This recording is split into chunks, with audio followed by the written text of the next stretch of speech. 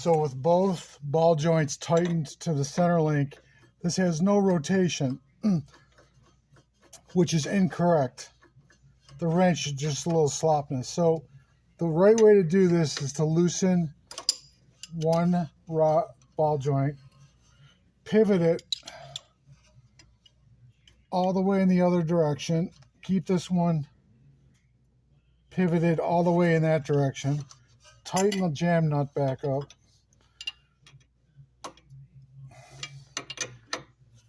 remember the groove is a left-hand thread, no groove is right-hand thread.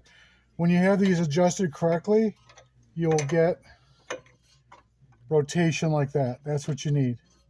See, folks, what we're running into sometimes, if the ball joints are not in the same direction, it's bound up before you even get the car on the ground. As you see now, we've got correct alignment and we've got some movement that allows this to do what it's supposed to. This is the way that this link is supposed to work. You have to have free rotational movement for the suspension to work correctly and not break the ball joints. Thanks a lot, Mark.